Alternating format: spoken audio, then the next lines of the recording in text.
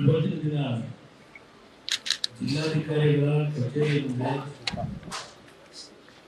ಈ ರೀತಿಯ ಒಂದು ಸಭೆಯಲ್ಲಿ ಭಾಗವಹಿಸಲಿಕ್ಕೆ ನನಗೆ ರಾಜಕೀಯವಾಗಿ ಜನ್ಮ ಕೊಟ್ಟಿರ್ತಕ್ಕಂಥ ಈ ಒಂದು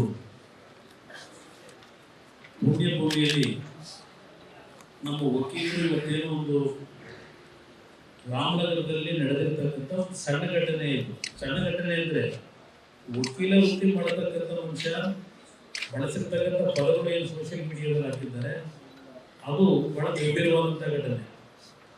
ಆದರೆ ಇದನ್ನ ಪ್ರಾರಂಭಿಕ ಹಂತದಲ್ಲಿ ಚಿವುಟಾಗಲಿಕ್ಕೆ ಅವಕಾಶ ಇತ್ತು. ಯಾವ ಸಂದರ್ಭದಲ್ಲಿ ಯಾವ ರೀತಿಯ ಒಂದು ಕ್ರಮ ತೆಗೆದುಕೊಳ್ಳಬೇಕಾಗಿದೆ, ಜನಸಾಮಾನ್ಯರ ಒಂದು ಜನಪ್ರತಿನಿಧಿಗಳ ಮತ್ತು ಅವರ ಆತ್ಮೀಯ ಬಂಧುಗಳು ಅವರ ಸ್ನೇಹಿತರುಗಳಿಗೆ ಒಂದು ಕಾನೂನಿಲ್ಲ ಈ ದೇಶದಲ್ಲಿ.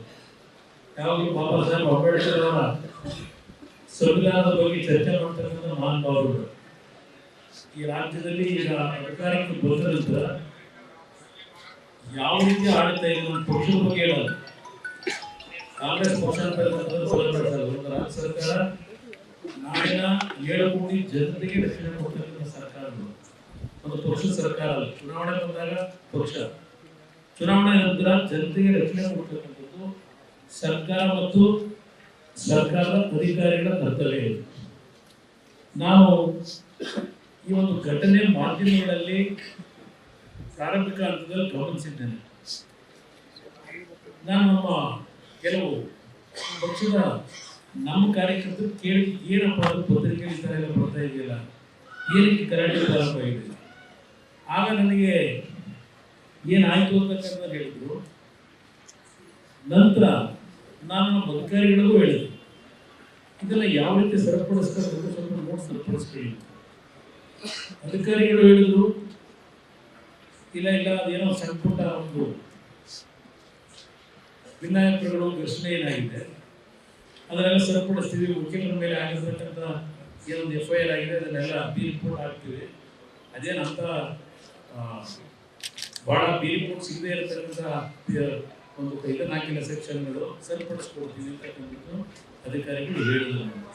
ನೋಡಿ ಸಾಲ ಮಾಡ್ತೀನಿ. ನನ್ನ ಮಾಧ್ಯಮದ ಸ್ನೇಹಿತರಿಗೆ ಹೇಳ್ತೀನಿ, ಅಲ್ಲಿ ಕೂದವರು ಮಹಾನವರು ಅಕ್ಕಪುಕ್ಕರು ಅಂತ ಹೇಳ್ತಾರೆ. ಅಕ್ಕಪುಕ್ಕರು ಅವರು ನಮ್ಮ ರಾಜ್ಯ ಕಳೆದವರು, ಅವ್ರ ಬಗ್ಗೆ ಅಕ್ಕಪುಕ್ಕರು ಅಂತಕ್ಕಂಥ ಹೇಳಕ್ಕಾಗಲ್ಲ. ಅವ್ರು ಕಳೆದವರು ಸಾಮ್ರಾಜ್ಯ. ಆದರೆ ಅಲ್ಲಿ ಕೂತ್ಕೊಂಡು ಪುರಾಣಕಾಲದಲ್ಲಿ ಮಾತನಾಡ್ತಾ ಇದ್ದಾರೆ. ನಾನು ನಮ್ಮ ಕೆಲವು ಸ್ನೇಹಿತರುಗಳಿಗೆ ಫೋನಲ್ಲಿ ಹೇಳಿದ್ದೆ, ಬೇಡ ಇದನ್ನ ದೊಡ್ಡದು ಮಾಡ್ಕೊಬೇಡಿ. ಏನೋ SP ಅವರು ಹೇಳ್ತಾ ಇದ್ದಾರೆ ಸಾಲ ಮಾಡ್ತೀನಿ ಅಂತ ಹೇಳಿ ಇದನ್ನು ಇಲ್ಲಿಗೆ ತಾವು ಕೈ ಬಿಡ್ತಕ್ಕಂಥದ್ದು ಒಳ್ಳೆಯದು ಅಂತಕ್ಕಂಥ ಸಲಹೆ ಕೊಟ್ಟಿದ್ದೀನಿ. ಈಗ ನಾಳೆ ಬೆಳಗ್ಗೆ ಶುರು ಮಾಡಿದೆ ವಿಧಾನಸಭೆಯಲ್ಲಿ ನಮ್ಮ ಹಿರಿಯರು ಸುಭಾಷ್ ಶಾಸ್ತ್ರಿ ಅವರು ಇವತ್ತು ಕಾಲಿಂಗ್ ಅಟೆನ್ಷನ್ ಮೂವ್ ಮಾಡಬೇಕು ಅಂತ ಹೇಳ್ತಾ ಇದ್ದಾರೆ. ಇದರಲ್ಲಿ ಯಾವುದೋ ಧರ್ಮ ಮಿಕ್ಸ್ ಆಗ್ತಾ ಇದೆ. ಕುಮಾರಸ್ವಾಮಿ ಅವರು ರಾಜಕೀಯವಾಗಿ ಏನೋ ಮುಳುಗೋಗ್ಬಿಟ್ಟಿದ್ದಾರೆ, ರಾಜಕೀಯದಲ್ಲಿ ಇವತ್ತೇನೋ ಒಂದು ಶಕ್ತಿ ತುಂಬಬೇಕು ಅಂತೇಳಿ ಈ ವಿಷಯ ಅಂತೇಳಿ ಚರ್ಚೆ ಪ್ರಾರಂಭ ಮಾಡಿದ್ದಾರೆ. ಗೊತ್ತಿದೆ ನನಗೆ. ನಾನು ಎಂದೂ ಸಹ ಇಂಥ ವಿಷಯಗಳನ್ನ ಸ್ವಂತ ಒಂದು ವೈಯಕ್ತಿಕವಾದಂಥ ಲಾಭಕ್ಕೆ ನಾನು ಬಳಸ್ಕೊಂಡಿರ್ತಕ್ಕಂಥವರಲ್ಲ.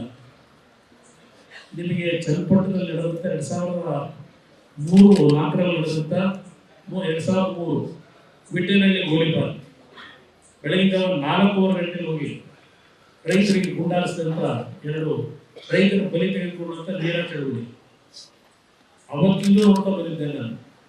ಆಗೇನಾಯಿತು, ಅಲ್ಲಿಂದ ದೇವರು ಪಾಲಿಕೆ ಮಾಡ್ತಿರ್ಬೋದು, ಆ ಒಂದು ಗೋಲಿಬಾರ್ದು ಕಾಣುವಂಥ ಕುಟುಂಬಗಳಿಗೆ ಬೆಂಬಲ ಎಲ್ಲ ಕೆಲಸವನ್ನು ಕೊಡಿಸಿದಂಥದ್ದು ಎಲ್ಲ ಇತಿಹಾಸ ಇದೆ ಈ ಜಿಲ್ಲೆಯಲ್ಲಿ. ಮೊನ್ನೆ ಮಂಡ್ಯದಲ್ಲೂ ಒಂದು ಘಟನೆ ನಡೀತು ಕೆರಗೋಡಲ್ಲಿ.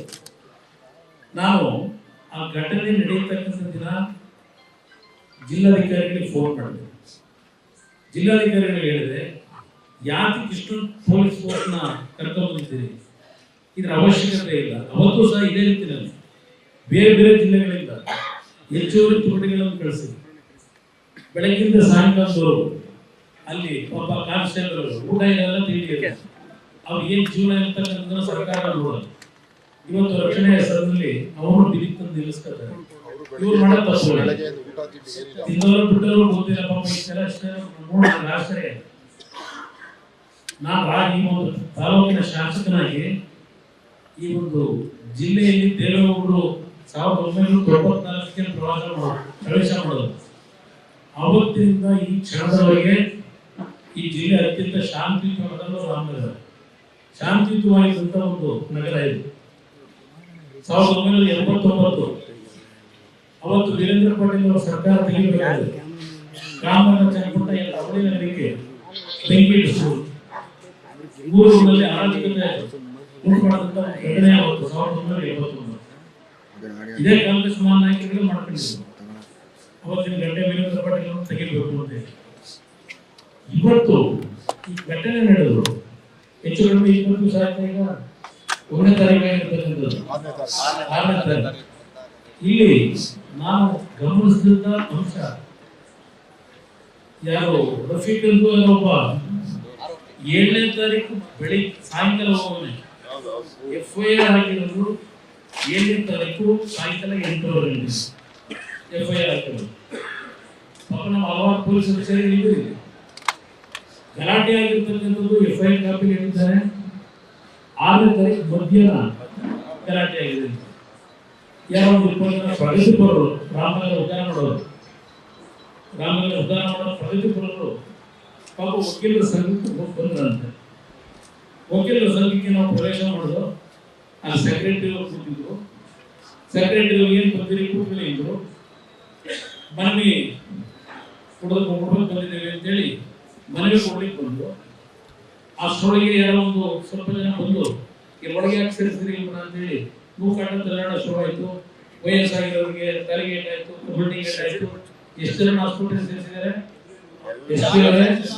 ಎಸ್ ಪಿ ಅವರಿಗೆ ಕೇಳ್ತೀನಿ, ಎಷ್ಟು ಜನ ಆಸ್ಪತ್ರೆ ಸೇರಿ ಫಸ್ಟ್ ಏಡ್ ಕೊಟ್ಟಿದ್ದೀರಿ ಅವರಿಗೆ?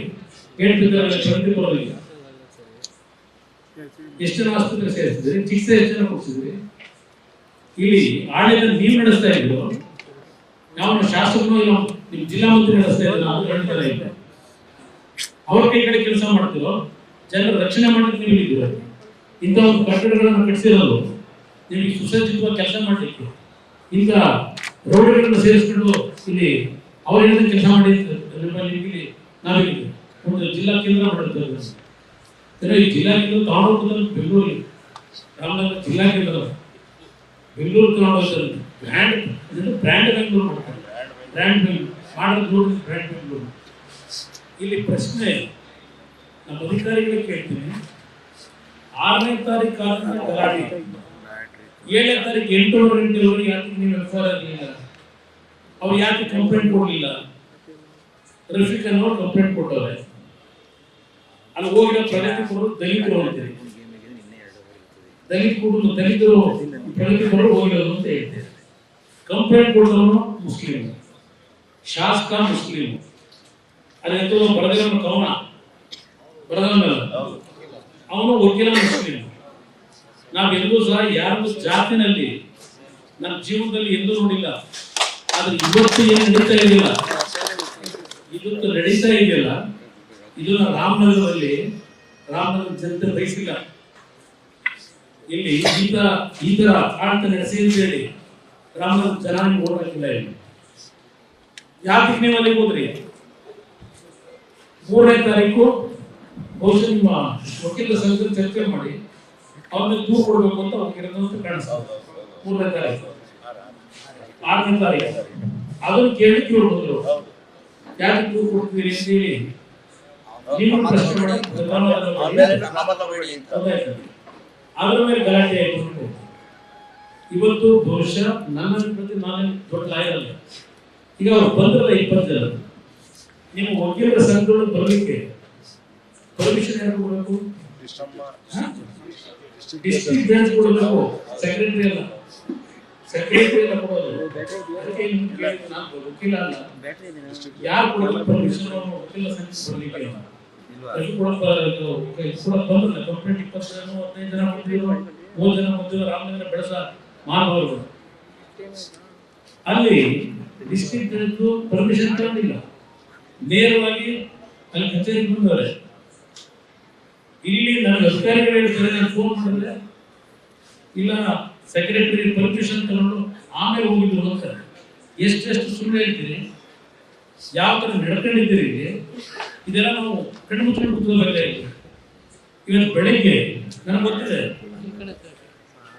ಗೊತ್ತಿದೆ ನನಗೆ ಅವನು ಯಾರು MP ಫೋನ್ ಮಾಡ್ತಾರೆ, ಫೋನ್ ಮಾಡೋದಂತ ಎದ್ದು ಸೆಲ್ಯೂಟ್ ಕೊಡ್ಕೊಂಡು ನೀವು ಚೇರ್ ಮೇಲೆ ಅಧಿಕಾರಿಗಳು ಯಾರು ಬಂದು ವಕೀಲರು ಬಂದು ಏನ್ ಮಾಡೋದು ಮಾಡ್ತಿದ್ದಾರೆ, ಕೇರ್ ಮಾಡೋದು ಅದೇನು ನೋಡ್ತೀನಿ ನಾನು ಅಂತ ಹೇಳ್ದ ಅಂತ ಹೇಳಿ ಯಾರ MP. ಅದಕ್ಕೆ ನೀವು ಗೌರವ ಕೊಟ್ಕೊಂಡು ವಕೀಲರು 2-3 ಸಾವಿರ ಜನ ಇಡೀ ರಾಜ್ಯದಿಂದ ಬಂದು ನ್ಯಾಯ ಕೇಳಿಕ್ ಬಂದ್ರೆ ಇದಾನಿ ಮಾಡ್ತಾರೆ ನಡೆಸೋದು. ರಾಷ್ಟ್ರ ಎಲ್ಲಿ ಹೋಗ್ಬೇಕು ಅಂತ ಬಯಸ್ತಾ ಇದ್ದೀವಿ.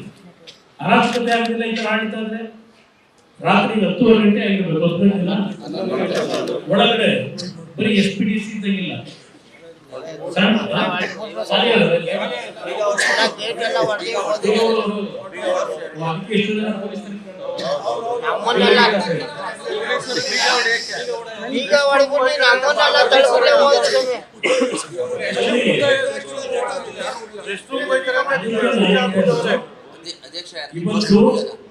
ಇವತ್ತು ಈ ಪುಷ್ಟಿ ಇದೆಯಲ್ಲ ನಿಮಗೆ.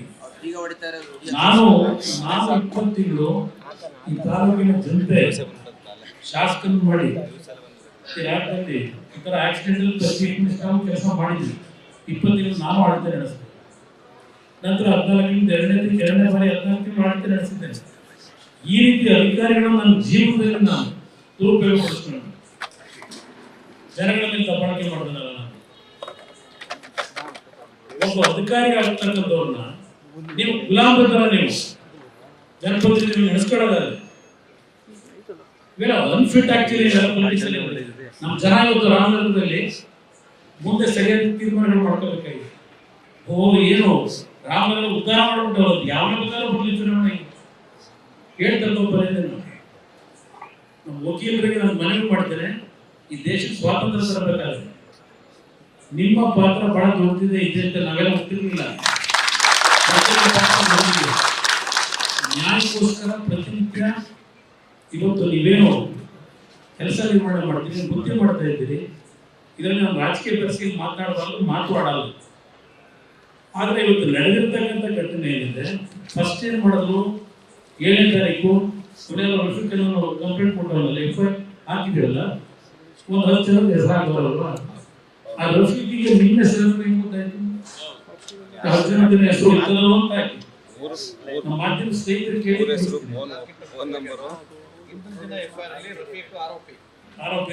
ಆರೋಪಿನ ಕುಂಡಿಸ್ಕೊಂಡು ಅವನ ಕೈಯಲ್ಲಿ ಕಂಪ್ಲೇಂಟ್ ತಗೊಂಡು FIR ಮಾಡ್ತಾರೆ.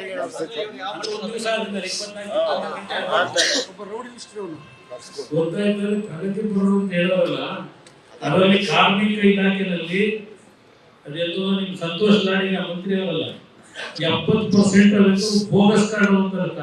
ನಿಮ್ಮ ಮಾಧ್ಯಮ ಸ್ನೇಹಿತರು ಹೇಳೋರು ದಿನ ಹೇಳ್ತಾರೆ, ಕಾರ್ಮಿಕ ಇಲಾಖೆಯಲ್ಲಿ 70% ಬೋಗಸ್ ಕಾರ್ಡ್ ಅವರೇ ಅಂತ.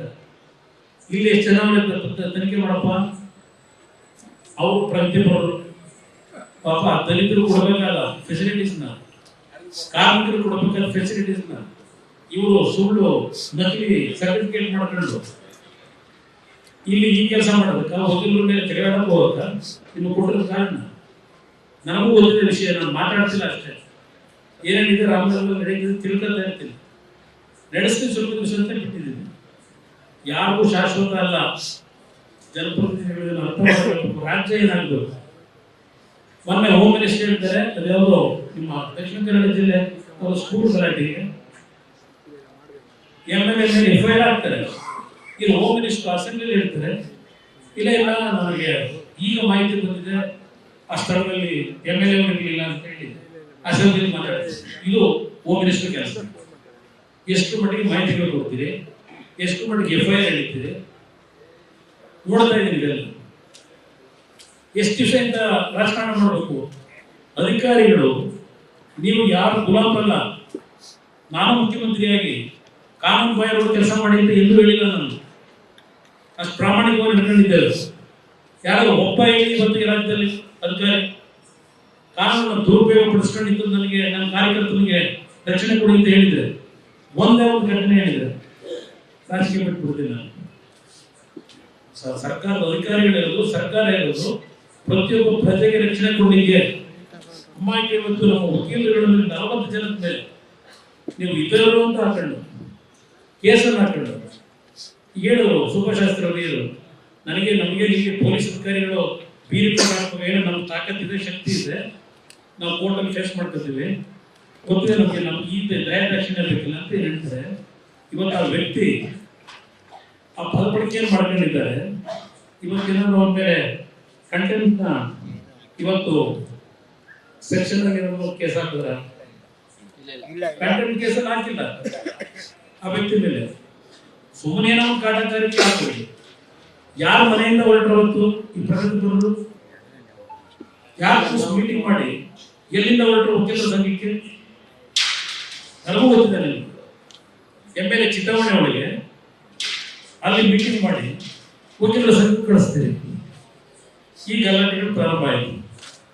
ಇಲ್ಲಿವರೆಗೆ ಬೇಕಿತ್ತು 2-3 ಸಾವಿರ ನಮ್ಮ ವಕೀಲರ ಸ್ನೇಹಿತರು ಇಡೀ ರಾಜ್ಯದಿಂದ ಎಲ್ಲ ನಮ್ಮ ಸಹೋದರಿಯರು ಸಮೇತ ಇವತ್ತು ಈ ರಾಮನಗರ ಜಿಲ್ಲೆಯ ವಕೀಲರಿಗೆ ರಕ್ಷಣೆ ಕೊಡಲಿಕ್ಕೆ ಇಡೀ ರಾಜ್ಯದಿಂದ ಬಂದು ಇಲ್ಲಿ ಒಂದು ಸ್ಟ್ರೈಕ್ ಮಾಡಬೇಕಾಗಿತ್ತು. ಬೆಳಗ್ಗೆಯಿಂದ ಇಲ್ಲಿ ಪ್ರತಿಭಟನೆ ನಡೆಸೋದಲ್ಲ. DC SP ಅವರನ್ನು ಕೇಳಿ ಬಯಸ್ತೀನಿ, ಇಲ್ಲಿವರೆಗೂ ಇದನ್ನ ನೀವು ಮಾಡಲಿ ನೋಡೋಣ ಎಷ್ಟು ದಿವಸ ಮಾಡ್ತಾರೆ ಅಂತ ಹೇಳಿ ಯಾರು ನಿಮ್ಗೆ ಡೈರೆಕ್ಷನ್ ಕೊಟ್ಟರು? ತೆಗಿತೀರ ಕಾಲಮಿಸ್ನ? ಯಾರು ನಿಮ್ಗೆ ಫೋನ್ ಮಾಡಿದ್ರು? ಅದ್ರಲ್ಲಿ ನೀವೇನು ತೀರ್ಮಾನ ಮಾಡ್ಕೊಂಡ್ರೆ ಮಧ್ಯಾಹ್ನದಿಂದ ನನಗೂ ಮಾಹಿತಿ ಬರ್ತದೆ. ನಿಮ್ಮ ಚೇಂಬರ್ ಒಳಗೆ ಏನು ನಡೀತು, ಮಧ್ಯಾಹ್ನ ಯಾರ್ಯಾರು ಫೋನ್ ಮಾಡಿದ್ರು, ವಕೀಲರಿಗೆಲ್ಲ ಅದೇನು ಆಡಳಿತ ಕೊಡ್ತೀವಿ ಅಂತ ಹೇಳಿ ಯಾವ ಡೈರೆಕ್ಷನ್ ಕೊಡ್ತಾರೆ ಬೆಂಗಳೂರಿಂದ? ತೆಗಿತೀರ ನೀವು ಇದನ್ನ ನಿಮ್ಮ ಫೋನ್ ಕಾಲೇಜ್ ಇದೆಲ್ಲ ಗೊತ್ತಿದೆ ನನಗೆ. ಪ್ರಾಮಾಣಿಕವಾಗಿ ಕೆಲಸ ಮಾಡಿ. ಇವತ್ತು ರಾಜ್ಯ ಏನಾಗಬೇಕು ಈ ತರ ಆದ್ರೆ ಪ್ರತಿನಿತ್ಯ ಒಂದೊಂದು ಭಾಗದಲ್ಲಿ ಈ ತರ ಘಟನೆಗಳಾದ್ರೆ, ಅಲ್ಲೆಲ್ಲ ಬೆಳಗಾವಿಲಿ ಒಂದು ಹೆಣ್ಣುಮಗಳು ಮನೆ ಬಂದು ಕಣ್ಣಲ್ಲಿ ಹಾಕೊಂಡು ನಿಂತಿದ್ದಾರೆ. ಆ ಹೆಣ್ಣುಗಳನ್ನ ಬೆತ್ತಲೆ ಮಾಡ್ತಾರೆ, ಲಗ್ನ ಮಾಡ್ತಾರೆ. ಇವತ್ತು ಎಲ್ಲ ಕೇಸೆಲ್ಲ ವಾಪಸ್ ಕೊಟ್ಟವ್ರೆ. ಆ ಹೆಣ್ಣುಗಳು ಬೀದಿ ನಿಲ್ಲಿಸ್ತೀವಿ. ಇದು ಈ ರಾಜ್ಯನ ಇದು ನಡೆಯುತ್ತೆ. ಈ ತರ ನಡ್ಕೊಂಡಿದೆ. ಮಾಧ್ಯಮದ ಸ್ನೇಹಿತರಿಗೆ ಮನವಿ ಮಾಡ್ತೇನೆ, ಇಲ್ಲಿ ಇಷ್ಟೆಲ್ಲ ದೊಡ್ಡ ಗಂಭೀರವಾದಂತ ರೀತಿಯಲ್ಲಿ ಇಂಥ ಒಂದು ಘಟನೆ ನಡೆದಿದೆ, ಇದನ್ನೆಲ್ಲ ಉಚ್ಚಾರಿಸ್ತಾರೆ. ಮಾಧ್ಯಮದಲ್ಲಿ ಬರದಾಗ ನೋಡ್ತಾರೆ, ನೋಡ್ತಾ ಇದ್ದೀನಿ ಏನಪ್ಪ ಇದು ಇಂಥ ಒಂದು ಗಂಭೀರವಾದಂತ ವಿಷಯ ಏನು ಯಾವ ಪತ್ರಿಕೆಯಲ್ಲೂ ಕಾಣ್ತಾ ಇಲ್ಲ, ಯಾವ ಆಶ್ಚರ್ಯ ಆಯ್ತು. ಅದು ಮುಚ್ಚಿಸ್ತಾರೆ, ಇಲ್ಲಿ ಬರದಾಗ ಮಾಡ್ತಾರೆ. ಇದು ನಡೀತಾ ಇರ್ತಕ್ಕಂಥದ್ದು. ಇದನ್ನ ಸಹಿಸ್ಕೊಂಡಿರ್ಬೇಕ ನಾವು? ಇದನ್ನ ನಾವು ಆಯ್ಕೆ ಮಾಡಿದೀವಿ, ಮಾಡಕ್ ಬಂದೀವಿ ಅಂತ ಹೇಳ್ತೀರಾ? ಮಾಡಿರೋ ತಪ್ಪು ನೀವು ಸರಿಪಡಿಸಿ. ಇವತ್ತು ಬಹುಶಃ ನೀವೇನ್ ಹೇಳ್ತಾ ಇದ್ದೀರಿ, ನನ್ನ ಅಭಿಪ್ರಾಯದಲ್ಲಿ ಈ ಘಟನೆ ಏನ್ ನಡೆದಿದೆ, ಯಾರು ಸಬ್ ಇನ್ಸ್ಪೆಕ್ಟರ್ ಅಂತ ಹೇಳಿದ್ರು, ಸಬ್ ಇನ್ಸ್ಪೆಕ್ಟರ್ ಅಷ್ಟೇ ಅಲ್ಲ, ಇವತ್ತು ಜಿಲ್ಲಾ ವರಿಷ್ಠಾಧಿಕಾರಿನ ಸಸ್ಪೆಂಡ್ ಮಾಡಬೇಕು.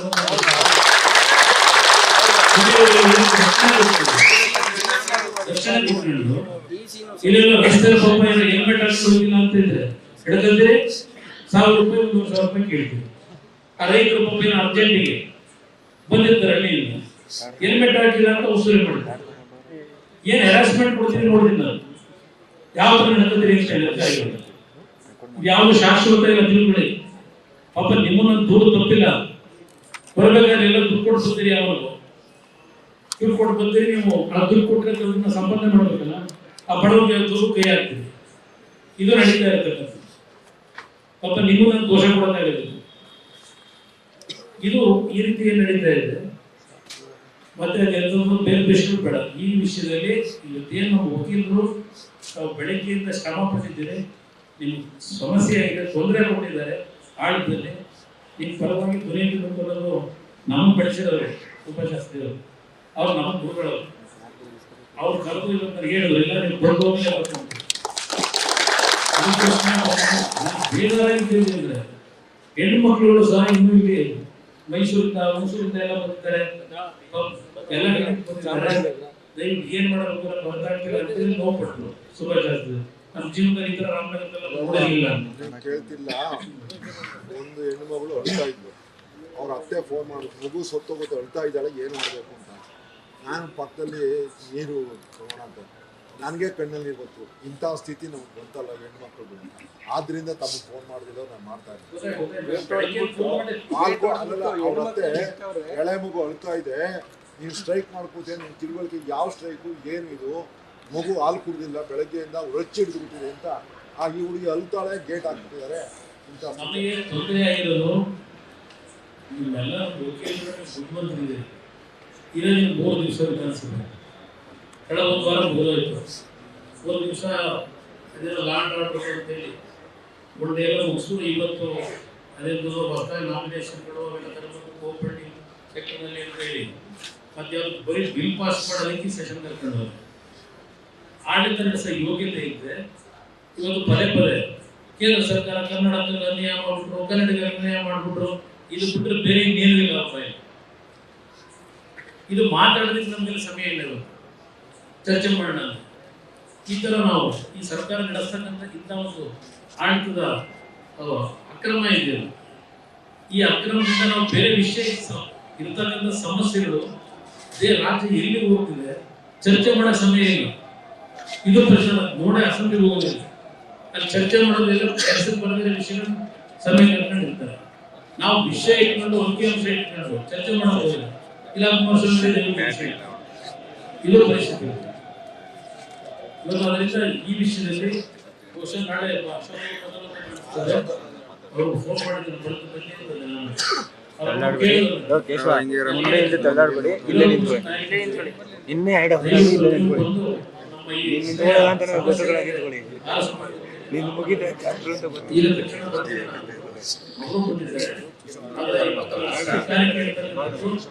ತಕ್ಷಣ ಈ ಒಂದು ಅರಾಜಕತೆಯನ್ನು ರಾಜ್ಯದಲ್ಲಿ ಪದೇ ಪದೇ ನಿಮ್ಮ ಅಧಿಕಾರಿಗಳಿಂದ ತಪ್ಪುಗಳು, ಜನಪ್ರತಿನಿಧಿಗಳು ಇವತ್ತೇನು ಅಧಿಕಾರಿಗಳು ಪ್ರಾಮಾಣಿಕವಾಗಿ ಕೆಲಸ ಮಾಡಲಿಕ್ಕೆ ಎಲ್ಲ ಅಧಿಕಾರಿಗಳಿಗೆ ದಾರಿ ತಪ್ಪಿಸ್ತಕ್ಕಂಥ ಕೆಲಸ ನಿಮ್ಮ ಮಾಡ್ತೇನೆ ನಡೀತಾ ಇದೆ.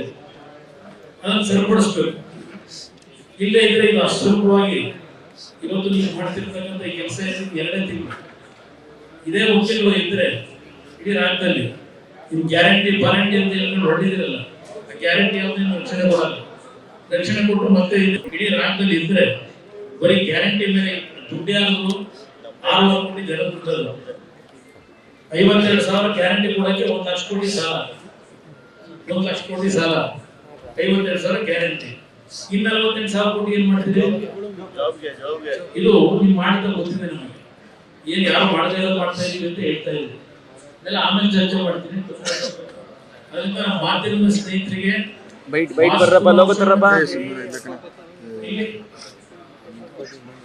ಮಾಡೋದಿಲ್ಲ,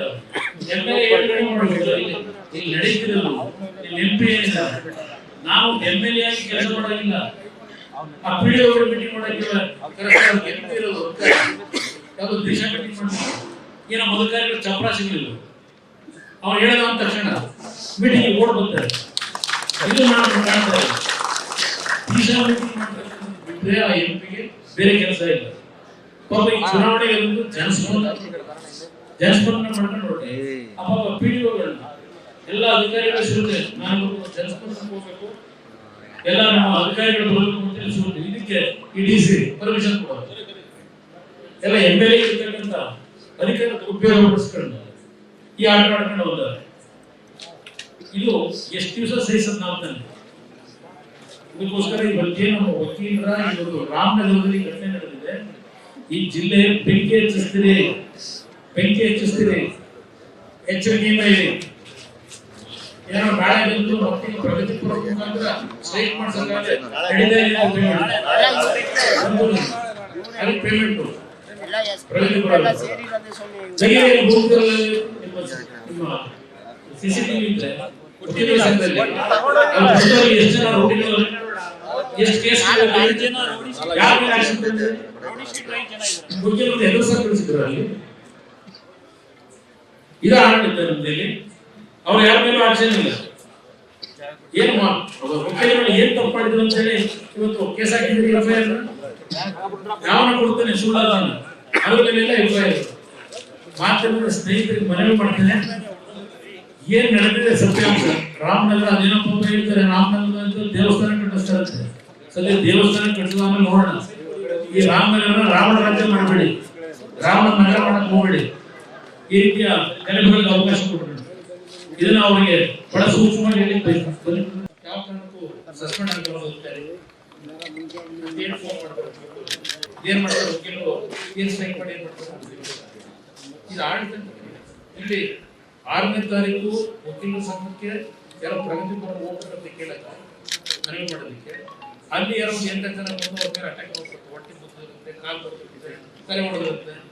ಯಾರು ಚಿಕಿತ್ಸೆ ಕೊಟ್ಟರು ಹೋಗಿ ಕಾಲು ಮುಗಿದ್ರೆ ಇದನ್ನ ಫೋಟೋ ಇಟ್ಕೊಂಡು ಅದು ಈಗ FIR ಅಲ್ಲಿ ಅದು 6ನೇ ತಾರೀಕು ಗಲಾಟೆ ಆಗಿರೋದು.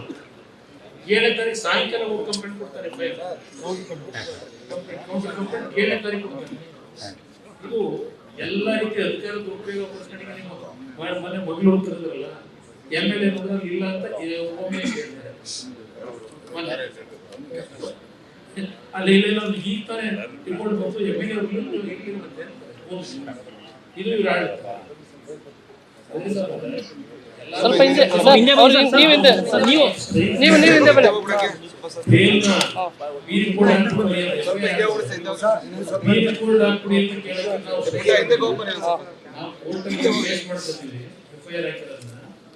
ತಪ್ಪೇನಾಗಿದೆ, ಅಧಿಕಾರ ದುರುಪಯೋಗ ಚರ್ಚೆ ಆಗಿರುತ್ತೆ. ಅವರದ್ದು ಎಲ್ಲರೂ ವಕೀಲರುಗಳ ಒಂದು ನಮಗೆ ಮನವಿ ಮಾಡ್ತಿದ್ದಾರೆ. ಇದು ರೈಸ್ ಮಾಡಲೇಬೇಕು. ಇದು ರಾಮನಗರ ಸೂಕ್ಷ್ಮವಾದ ನಗರ. ಹಿಂದೆ ವೀರೇಂದ್ರ ಪಾಟೀಲ್ ಸಾಹೇಬ್ ಏನಾಗಿದೆ ಕಳೆದ 15-20 ವರ್ಷದಿಂದ ನೆಮ್ಮದಿಯಿಂದ ರಾಜಕಾರಣ ಏನಾದ್ರು ಇಟ್ಕೊಳ್ಳಿ, ನೆಮ್ಮದಿಯಿಂದ ಬದುಕ್ತಾರೆ. ಏನಾದ್ರು ಸ್ವಲ್ಪ ಏನಾಗ್ಬೇಕು ಅಲ್ಲೇನೋ ಪಾಪ ಹೇಳ್ತಾನೆ ಮಂಡ್ಯ ಮಂತ್ರಿ ಮಂಡ್ಯದ ಬೆಂಕಿ ಹಚ್ಚಕ್ಕೆ ಹೋಗ್ಬಿಟ್ಟಿದ್ವಿ. ನಾವು ಬೆಂಕಿ ಹಚ್ಚಕ್ಕೆ ಹೋಗ್ಬಿಟ್ಟಿದ್ವಿ. ಮಾಡಿರೋ ತಪ್ಪುಗಳು ಇವುಗಳು ತಪ್ಪು ಮಾಡ್ಕೊಳ್ಳೋದು. ನಾವೇನೋ ಒಂದು ಸರಿಪಡಿಸಕ್ ಹೋದ್ರೆ ಅದಕ್ಕೆ ಇನ್ನೊಂದು ನಮ್ಗಳನ್ನೇ ದೋಷ ಇದು ನಡೀತೆ. ಅರಾಜಕತೆ ಇವರೇ ಸೃಷ್ಟಿ ಮಾಡ್ಕೊಂತ ಲೀಡರ್ ಆಗ್ತದೆ. ಹಲವಾರು ಸಮಸ್ಯೆಗಳು ಎದುರಿಸ್ತಾ ಇದ್ದಾರೆ. ಅದ್ರ ಕಡೆ ಗಮನ ಇರಬೇಕು ಅವರಿಗೆ. ಬರೀ ಈ ರೀತಿ ಪ್ರತಿನಿತ್ಯ ಯಾವ MLA ಹೇಳ್ತಾ ಇದ್ದೀವಿ. ಮೆಚುರಿಟಿ ಇಲ್ಲ. ಬಹಳ ಜನ MLA ಗೆದ್ದು ಬಂದವರು ಅವ್ರು ಹೇಳಿದಂಗೆ ನಡೀಬೇಕು ಅಂತಾರೆ. ಒಬ್ಬ ಬಂದಿದ್ದಂಗೆ MLA ನನಗಿನ್ನೂ ಯಾಕೆ ಹೆಸರು